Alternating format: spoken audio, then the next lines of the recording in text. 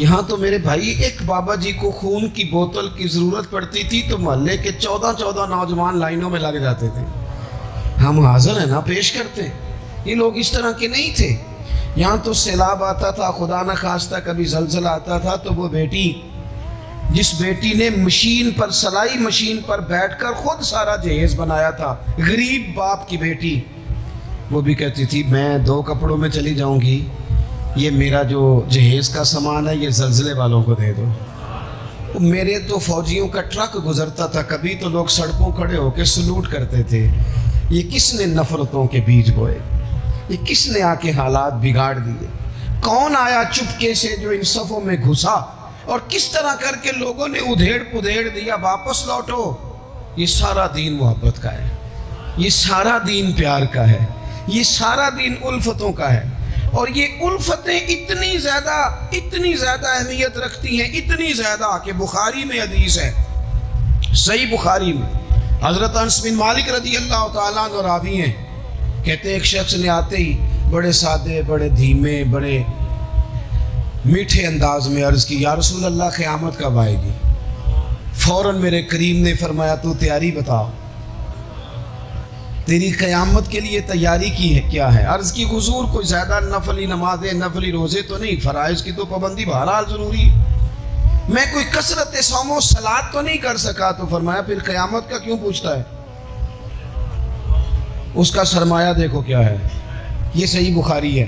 क़यामत के बारे में क्यों पूछता है?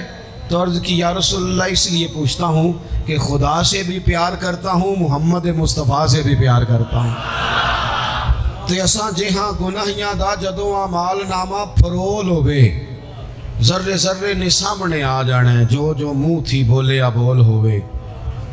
असा कोल हुजूर दे बैठ रहना है, लख अमल तरकड़ी तोल होवे, ओदे कोलों भी रब ने हिसाब लेना है जेड़ा बैठा ही मुहम्मद दे कोल होवे सल्लल्लाहु तआला अलैहि वसल्लम। लहद में इश्क रुखे शाह का दाग लेके चले, हमने अंधेरी रात सुनी थी सो चराग लेके चले।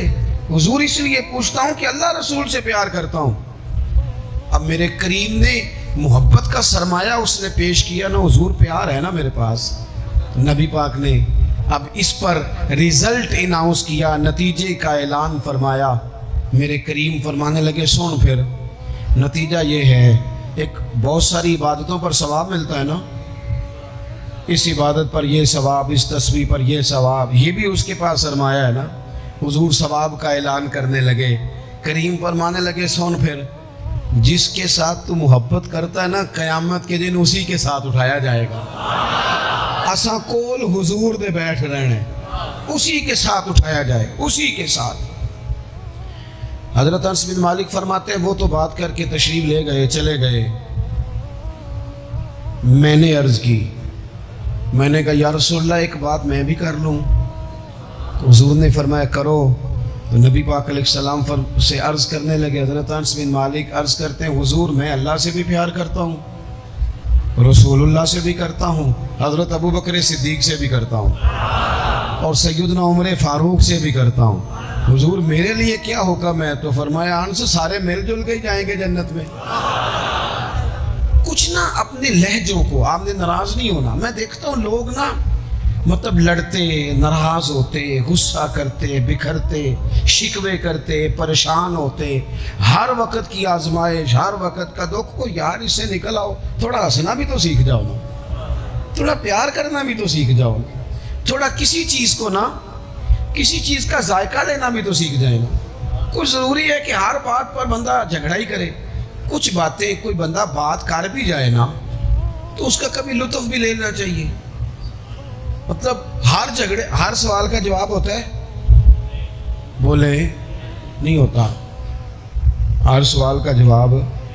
तो आप कहेंगे कि शायद ये हमें अनपढ़ साबित कर रहे हैं। मैं अपनी बात करता हूँ, मेरे पास हर सवाल का जवाब कोई नहीं।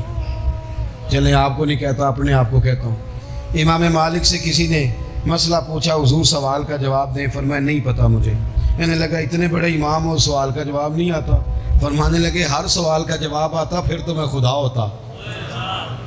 हर सवाल का जवाब कैसे होता है? और हज़रत मौला अली शेर खुदा फरमाते हैं बड़ा आलिम वो होता है जिसे मसले का पता ना हो तो कहे भाई नहीं पता मुझे। दलील क्या है? दलील क्या है कि आलिम की तारीफ ये है कि इन्नमा यख्शल्लाह मिन इबादिहिल उलमा। आलिम उसको कहते हैं जो रब से डरता है। तो उसने डर के बात करनी है जितनी भी करनी है। उसने इल्म बताने के मामले में बिला वजह बेबाक नहीं होना। हम ना हर सवाल का जवाब देना चाहते हैं, हर बंदे को मुंह लगाना चाहते हैं। इस तरह ना करें।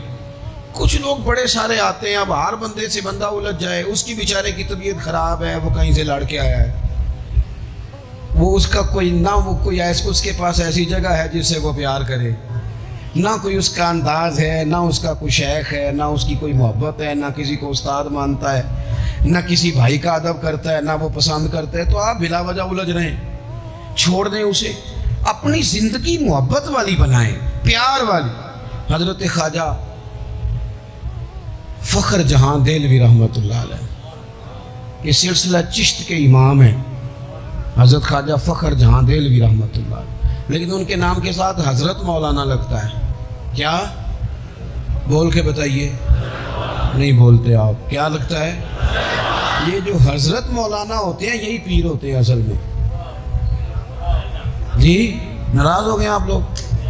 हो गए वो लगता है मैनू। हजरत मौलाना ही पीर होते हैं। पीर का काम है ना आपको दीन बताए, कि सिर्फ फूका वाला पीर होता है। पीर का काम है दीन बताए, तो जो हर जुमे दीन बताए, जो कई कई नस्लों को कुरान पाक पढ़ाए। थोड़ा सा ना क्राइटेरिया भी तब्दील करें। ये जी पीर साहब है, ये साल के बाद आते हैं, क्या लेने? कहते हैं गंदम का तोड़ा। क्या मजाक बनाया हुआ है। जहालत, जहालत का नाम तरीकत रख दी है। बाहर निकले इन मुसीबतों से। ये जाहिल बिला वजह सवार हो जाते हैं, साल के बाद आते हैं। आप पूरा साल उतना अपने इमाम को नहीं देते जितना एक चक्कर में उस जाहिल को दे देते। मेहरबानी करें आप। फरोगे इल्म तब होता है जब इल्म की सपोर्ट होती है। थोड़ा सा ना चीज़ों को तब्दील करें, बदलें। वो कहते हैं जनाब ये हजरत हैं, मौलवी साहब की दाढ़ी थोड़ी सी छोटी हो तो नमाज नहीं होती, तो पीर साहब की छोटी हो तो बैत हो जाती है। हो जो नाराज है, हो जो नाराज, कोई गल नहीं, हो जाती है बैत उसकी। कमाल आदमी है भाई। वो मौलवी साहब की दाढ़ी सारे चेक करते हैं कि पूरी है कि नहीं, तो पीर साहब अंदर दाखिल हो तो उनसे भी कहा करो जरा ठहर जा, पहले पूरी कर। खिलाफे पैगंबर कसे रा गुजीर। हजरत सादी कहते हैं जो हुजूर के तरीके पे ना चले वो किस तरह मंजिल तक पहुंच सकता है। असल हुजूर की सुन्नत है, शरीयत है। इसलिए जिंदगी के अंदर उसूल बनाएं।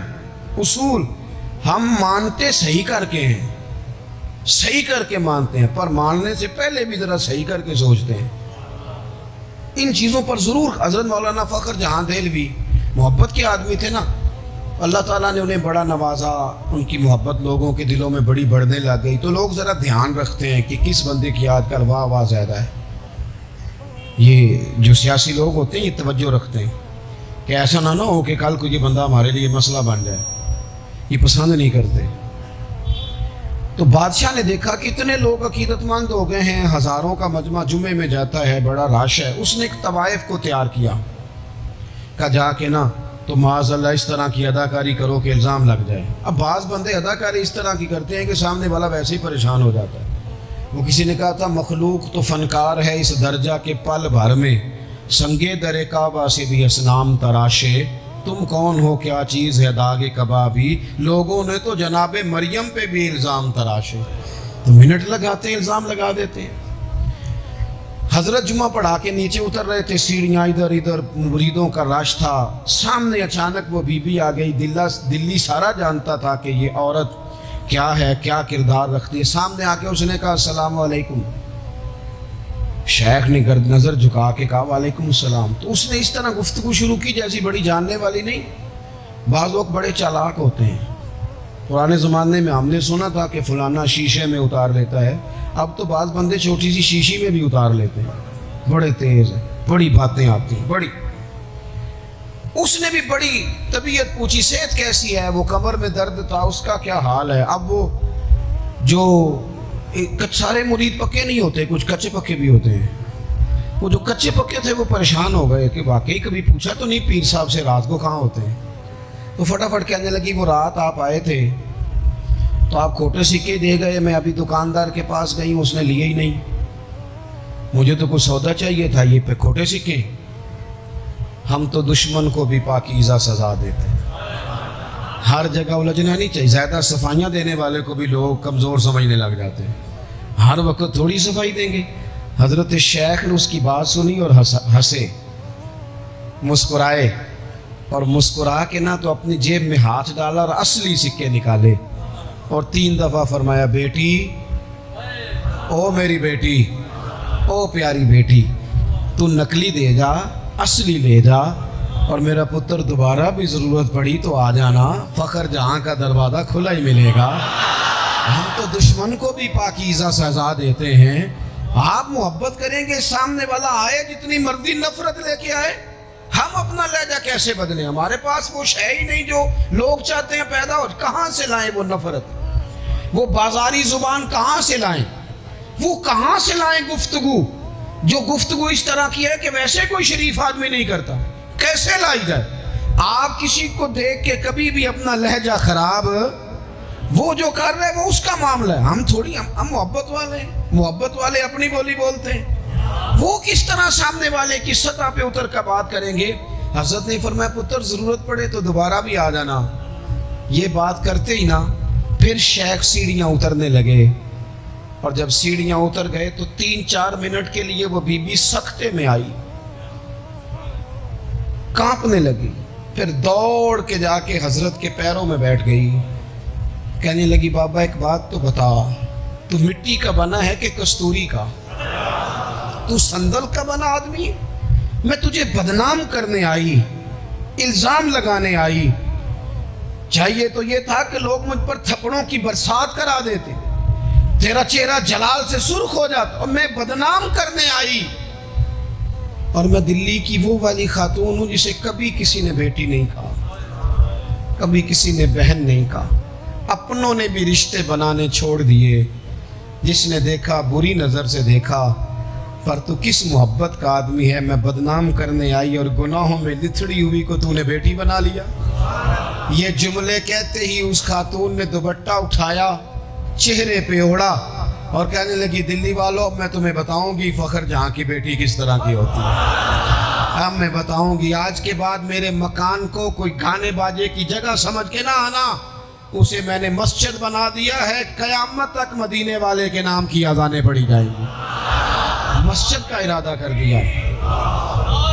अपने सुने जी, अपने लहजों में मोहब्बत। सामने वाला वो, हमारे यहाँ ना 2-4 फ़लसफ़े भी हैं हमारे।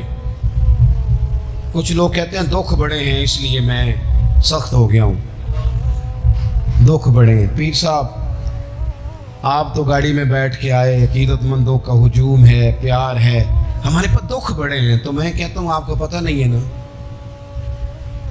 दुख जिस जगह जाते हैं ना वो रंग जरूर बदलते हैं, पर रहते दुख ही हैं। रहते वो हर एक के पास है, इसलिए कि दुख प्यारे बड़े हैं ना।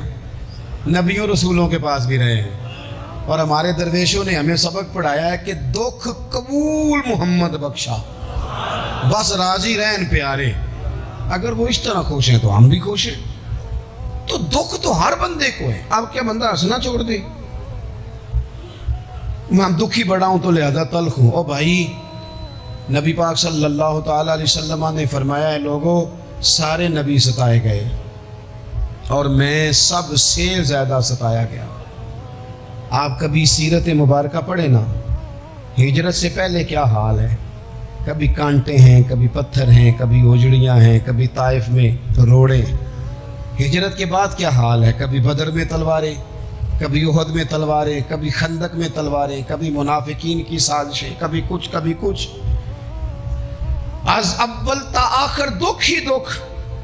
लेकिन हजरत हारिस बिन अब्दुल्ला रदी अल्लाह तआला अन्हु फरमाते हैं, लोगों मैंने अपने करीम महबूब अलैहिस्सलाम को जब भी देखा है मुस्कुराते ही देखा है, मुस्कुराते ही देखा। और मेरे आला हजरत फरमाते हैं, जिसकी तस्की से रोते हुए हंस पड़े। हुजूर तो हल्का सा मुस्कुरा देना तो जो बड़ा रोने वाला हो वो हंस पड़ता है। अब यहाँ सवाल पैदा होता था कि फिर तो बड़ा इंतज़ार करना पड़ता होगा कि हुजूर तस्की फरमाएं। फरमाते इंतज़ार नहीं करना पड़ता, इंतज़ार नहीं। ये तबस्सुम हुजूर की आदत है, ये हुजूर की, ये जो आला हजरत का सलाम है ना, ये तो पूरी सीरत है हुजूर की। फरमाते हैं जिसकी तस्की से रोते हुए हंस पड़े, उस तबस्सुम की आदत पे लाखों सलाम। ये तो आदत है हुजूर की तबस्सुम फरमाते रहे। तो नबी पाक तो इन दुखों में मुस्कुराया सरकार ने, तो हमें हुक्म ये है, दुख तो रहेंगे लेकिन उन दुखों के बीच भी, चूंकि दीन मोहब्बत वाला है, हमने मोहब्बत छोड़नी, हमने प्यार छोड़ना, हमने किसी किस्म का कोई, मैं ना कॉलेज में पढ़ता था तो ये पापड़ बेचने वाले आते हैं, चूरन बेचने वाले और चिप्स बेचने वाले, ये इन लोगों का आपके ख्याल में कितना को बिजनेस होगा, कितनी को इन्वेस्टमेंट होगी? कोई 8-10 हज़ार इतना ही है ना, इससे ज़्यादा तो नहीं होता। तो एक आदमी ना वो कॉलेज के बाहर पापड़ बेचते थे, वो छोटे छोटे, वो सुबह लेके आते।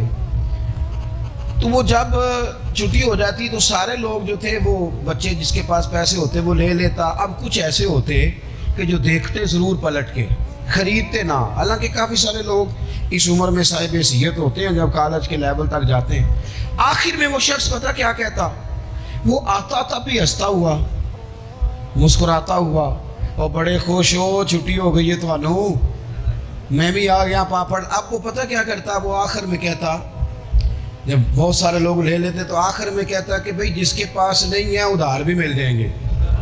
अगर फिर भी ग्राहक करीब ना आता तो कहता जो उधार पे भी राजी नहीं उसे मुफ्त भी मिल जाएंगे।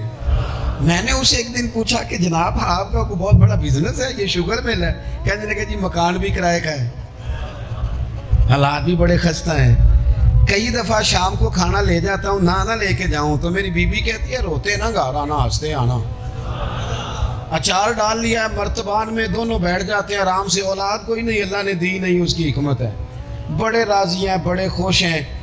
मैं और वो दोनों मिल के रात को पापड़ बनाते हैं, सारे काम करते हैं। खुशी है, अल्लाह पे तवक्कुल है, भरोसा है। जिसने राजी रहना है उसने इसमें भी रहना है, और जिसने नहीं रहना, वो पहले कह रहा था कि कभी साइकिल से मोटरसाइकिल मिल जाए ना, मिल गई। अब कहता है इसके टायर कभी 4 हो जाए ना, हो गए। मिल गई उसको मेहरान, कहता नहीं छोटी है, कभी बड़ी हो जाए। ओ भाई तूने तो कहीं ठहरना ही नहीं, ये तो मामला रोज आगे जाए। बस दुनिया में खुश वो है जो अपने नसीब से खुश है, जिसे रब ने जो दे दिया है वो उस पर राजी है। आप समझ लें, मैं ना अपने दोस्तों से कहा करता हूं कि जिस खानदान में रब ने चाहा है मुझे पैदा किया है, जो चाचा अल्लाह ने मेरे लिए पसंद किया मुझे भी बड़ा ही पसंद है, जो मामू अल्लाह ने मेरे लिए पसंद किया वो मुझे भी बड़ा ही पसंद है, जो दोस्त अहबाब रब ने मुझे दिए मुझे बड़े ही पसंद कर लें अपने इर्द गिर्द के लोगों को। हमें ना ये एक अजीब सा हमारे ऊपर बात सवार हो जाती है कि वो जी दुख बढ़े। एक और भी मसला है मोहब्बत ना करने का, राजी ना रहने का। थक तो नहीं गए आप लोग? एक और भी मसला है, कहते हैं जी मैं बंदा खरा हूं लिहाजा मैं ज़रा कड़वा हूँ, मैं सच बोलता हूँ चाहे किसी को बुरा ही लगे। ये भी अपना फ़लसफ़ा है साथी बाज लोगों का। लहजा ठीक अपना नहीं होता, नाम सच का लगा देते हैं बेचारे का। कहते जी मैं चूँकि सच्चा हूँ लिहाजा कड़वा हूँ। तो मैं कहता हूँ इस पर भी आप सजदा साफ कर लें, ये भी बात दुरुस्त नहीं। इसलिए कि दुनिया में सबसे ज़्यादा सच रसूल करीम ने बोला है, पर बड़ा ही मीठा करके बोला सल्लल्लाहु ताला अलैहि वसल्लम। ये भी आपका अपना ज़ाती फ़लसफ़ा है। सच को भी सोना करके बोलना चाहिए, उसे भी दलाइल की रोशनी में बोलना चाहिए। आवाज़ें नहीं ऊंची करनी चाहिए, दलीलें मजबूत करनी चाहिए। आवाज़ें नहीं, कोई आपके ज़ोरदार आवाज़ से मामला, लोग आपकी दलील से। बल्कि हमारे हाजी सादक साहब, अबू दाऊद सादक साहब रहमतुल्लाह अलैह फरमाया करते थे, लहजा नरम दलाइल गरम। फरमाते थे दलाइल मजबूत होने चाहिए कि आपकी आवाज़ से आप लोगों पर धाक बिठाएंगे। तो मोहब्बत करें, प्यार करें।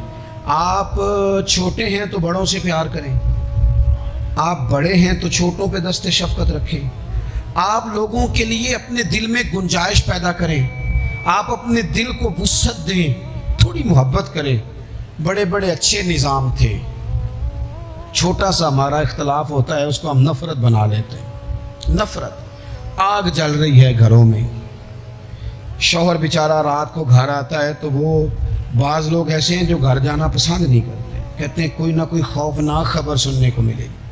क्यों? इसलिए कि हम बहू की तरबियत करना चाहते हैं, बहू की तरबियत करना चाहते हैं। बहू की तरबियत ना करो, बेटी की करो। बहू तो आपको अपोजिशन समझती है, आपसे तरबियत लेगी।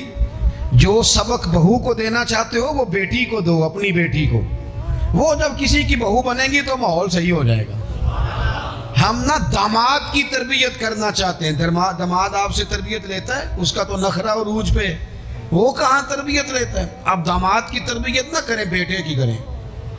बेटा अच्छा होगा तो किसी का दामाद बनेगा तो उस घर में तकलीफ नहीं होगी। मेरे अजीज, मोहब्बत तकसीम करें, मोहब्बत की बोली बोले, अंदाज मोहब्बत वाला इख्तियार करें। अगर कुछ बंदा आपके सामने उज़्र लाता है, मजबूरी बयान करता है, उसकी मजबूरी को कबूल करें। आप लोगों को गुंजाइश दें, अच्छा गुमान पैदा करें, अच्छी सोचें लाएं। मैं देख रहा हूँ तेज़ी से हमें सबक पढ़ाए जा रहे हैं, तेज़ी से। दुनिया में दो ही बंदे ठीक हैं, एक मैं ठीक हूँ, दूसरा जो मेरे पीछे हाथ बांध के चलता है वो ठीक है। भाई मेरे अलावा भी बड़ी दुनिया ठीक है। नबी पाक अलैहिस्सलाम ने फरमाया तिरमिज़ी शरीफ में, हुजूर ने फरमाया मेरी उम्मत कभी गुमराही पर जमा नहीं होगी। ये नहीं हो सकता कि ज़्यादा लोग गुमराह हो जाएं और 2-3 ही सही रह गए। थोड़ा सा किसी और को भी गुंजाइश दें, किसी और को भी मौका दें, किसी और से भी प्यार करें, अपनी तबीयतों को, दिलों को वसी करें, लहजे मोहब्बत वाले। मैं आपसे अर्ज करूं, आपका लफ्ज़ भी ठीक होने चाहिए और लहजे भी ठीक होने चाहिए। मेरी बात की समझ आ रही? अगर आप बात ठीक कर रहे हैं और लहजा ठीक नहीं, तो लहजा भी असर करता है बंदे पर, लहजा भी। बेटा मेरी बात सुनना, यही लफ्ज़, बेटा बात सुन, ये भी लहजा है, वो भी एक लहजा है। आपका सिर्फ जुमला ही, बाद लोग कहते हैं मैंने कहा क्या है, वो भाई तूने कहा तो कुछ नहीं, पर तेरा अंदाज बड़ा जारे आना है। वो बेचारी सास बूढ़ी हो गई है, ससुर बूढ़ा हो गया है, शुगर के मरीज़ हैं, बार बार भूख लगती है, तकलीफ़ है। बेटा अपनी बीवी को जाती दफ़ा कह गया अम्मा अब्बा का ख्याल रखना। वो आई है सुबह, उसने आके कहा अब्बा जी नाश्ता लाऊंगा? पुत्र मुझे अभी भूख नहीं। 2-3 घंटे के बाद उसने कहा बेटा, वो तल्ख बोली है, जी। कहा जी है उसने। लफ्ज़ जी भी कभी सख्त होता है? नहीं, लहजा सख्त होता है। उसने जी कहा पर सख्त कहा। फिर जब वो आई तो उसने कहा अभी तो पूछ के गई थी। क्या हो गया जी? अल्लाह आपको खुश रखे, थोड़ा सा बस टाइम और जी। मेरी तरफ देखें जी, आप सारे उधर देखेंगे तो परेशानी हो जाएगी। अल्लाह आपको खुश रखे, थोड़ा टाइम दें, बात मुकम्मल नहीं, नाराज नहीं, गाल मोहब्बत ही हो रही, तुझे गुस्सा करने लग, अभी तो इतना सबक पढ़ाया है। तो वो खातून ना जी सख्त लहजे में वो खाना लाई और खाना ला के कहने लगी कि अभी तो पूछ के गई थी। उन्होंने कहा बेटा चलो भूख लगी है ले आओ। अब वो लाई है तो उसने जोर से पटका है बर्तन, दरवाजा गई है तो जोर से बंद किया। तो इस अंदाज में भी बूढ़े को तकलीफ महसूस होती है। वो शाम को जब बेटा आया तो सास ससुर रो ही पड़े, कहने लगे इसको समझा, तेरी बीवी बड़ी तौहीन करती है। तो खामद ने बुलाया कि अब्बा अम्मा तेरी शिकायत कर रहे हैं। तो वो कहती है कि इन्होंने पूछो मैं आख्या की है। उन्हें आख्या थे कुछ भी नहीं। कोई जुमला बताया जा सकता है? बोले कोई लफ्ज़ है ऐसा जो गिना जा सके? उसने कहा पर छोड़ा भी कुछ नहीं। कुछ लहजे इतने सख्त हैं, कुछ अंदाज इतने सख्त हैं। जब आप किसी गरीब आदमी ने आपको जाके अपना दुख सुनाया, आप घूमने वाली कुर्सी पे बैठे थे, उसने कहा चौधरी साहब, सेठ साहब, नवाब साहब, नाराज ना होना, पीर साहब भी, हजरत साहब भी, इल्ला माशाअल्लाह, उसने अपना दुख सुनाया। मुझे को थोड़ी ज़रूरत पड़ गई है, मेरी बेटी की शादी है। आपने कुछ भी नहीं कहा, सख्त नहीं। लेकिन जब आप कुर्सी घुमा के मुंह इधर को कर लिया ना आपने, और आप कोई और काम करने लग गए, अच्छा बताता हूँ, थोड़ी देर में कुछ भी नहीं कहा आपने, मर गया बेचारा, टूट गया, बिखर गया। मेरी गुर्बत ने किया मुझको ज़माने में बदनाम, वो तेरी दौलत है जिसने तेरे ऐब छुपा रखे हैं। टूट गया बेचारा। लहजा जो है ना, लहजा मार देता है। लहजा भी प्यार वाला हो, अंदाज भी मोहब्बत वाला हो, प्यार वाला हो। हजरत लुकमान अपने बेटे को नसीहत करते हैं। सूरह लुकमान देखिएगा, इब्तदाई आयात। फरमाया, बेटा वला तुसग़िर खद्दक लिन्नास, बेटा लोगों से मुंह टेढ़ा करके बात ना करना। तेरा अंदाज खूबसूरत हो, बोलने का अंदाज खूबसूरत, अपने लहजों में हुस्न लाए, मोहब्बत पैदा करें, मोहब्बत को फ़रोग़ दें, मोहब्बत के पैगाम्बर बने। हुजूर सल्लल्लाहु अलैहि वसल्लम ने फरमाया, मिशकात में हदीस है, फरमाया मेरा मोमिन होता ही मोहब्बत वाला है, मोमिन होता ही मोहब्बत वाला है। उसमें कोई खैर नहीं, ना मोहब्बत करे ना उससे मोहब्बत की जाए। मोहब्बत करें, प्यार करें। आप जिस मकाम पे भी हैं, आप ना अपने दिल को बड़ा कर लें, घर खुद ब खुद बड़ा हो जाएगा, जेब खुद न खुद बड़ी हो जाएगी। और बुखारी में पूरा बाब है कि बंदा सखी दिल का होता है। माला वाले ते सखी नहीं ना होंगे, ते सखियां कोल माल नहीं होंदा। इत्थे उथे दोवें जहानी, सखी कंगाल नहीं होंदा। अपने अंदाज में मोहब्बत। मैं बात समेटने लगा हूँ। हज़रत अनस बिन मालिक रज़ी अल्लाह ताला अन्हु फरमाते हैं, सही बुखारी में है, हुजूर गुजर रहे थे, सुर्ख धारीदार चादर नबी पाक ने ओढ़ रखी थी, और वो क्या नज़ारा दे रही थी चेहरा बद्दुहा पर। फरमाते एक बद्दू आया देहाती, उसने हुजूर की वो चद्दर मुबारक को पकड़ के ना खींचा। दूर से को दरवाज़ा खटखटाए ना तो उसे खैरात नहीं मिलती, झिड़कियाँ मिलती। उसने पकड़ के खींचा। फरमाते मैं देख रहा था हुजूर की मुकद्दस गर्दन पर निशान पड़ गए, खींचा, निशान हो गए। अब इस सख्ती के साथ जब को बंदा ये काम करे, उसने खींचा, निशान पड़ गया, तकलीफ दी। हुजूर अभी रोक फेर ही रहे थे तो कहने लगा, जी मैं गरीब हूँ, खैरात देने आया हूँ। अब हदीस में लफ्ज क्या है, फल्तफत इलैहि फदहिक। जब हुजूर ने उसकी तरफ चेहरा फेरा तो नबी पाक ने मुस्कुराना शुरू कर दिया। अब यहाँ मुस्कुराना कमाल है कि जब कोई गर्दन पे चादर खींच के निशान डाल दे, हुजूर मुस्कुराए। और एक रवायत में यूं है कि हुजूर ने इतनी बकरियां दी कि 2 पहाड़ों के दरमियान रेवड़ था पूरा बकरियों का, इज्जड़। महबूब फरमाने लगे, सारा ही लेगा। मेरे करीम से गर कतरा किसी ने मांगा, दरिया बहा दिए, दुर्बे बहा दिए। कुछ लोगों को परेशानी होती है ना कि शायद हुजूर देते हैं कि नहीं देते, तो मैं कहा करता हूँ हमारी मजबूरी है ना, हमने तो कहना देते, हमें मिला जो है। कौन देता है, देने को मुँह चाहिए, देने वाला है सच्चा हमारा नबी, देने वाला है सच्चा हमारा नबी। गमज़दों को रज़ा मुजदा दीजिए कि है बेकसों का सहारा हमारा नबी। तो इतनी बकरियां हुजूर ने अता कर दी। भाई लहजे में, बोलने में, जीने में मोहब्बत को दाखिल करें। ज़िंदगी बेजायका सी हो जाती है, रंग फीके लगते हैं जब प्यार नहीं होता। आप ना थोड़ा प्यार का रंग इख्तियार करें, थोड़ी मोहब्बत का।